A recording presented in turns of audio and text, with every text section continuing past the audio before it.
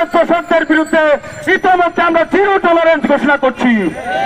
সুতরাং তাদের পক্ষে যারা কথা বলবে, বিগত দিনের নির্বাচনে যারা বিজয়ী হয়েছে তাদেরকে যারা মেনে নেওয়ার প্রস্তাব দিবে, তাদেরকে বাংলার সাধারণ ছাত্র জনতা প্রত্যাখ্যান করবে।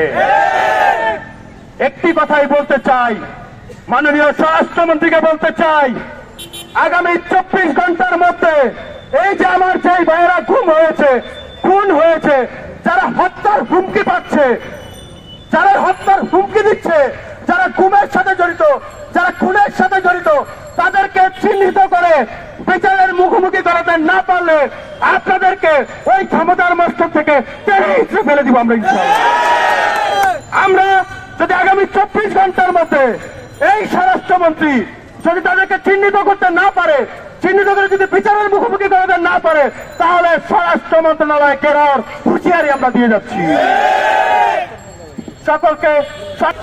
আমার ভাই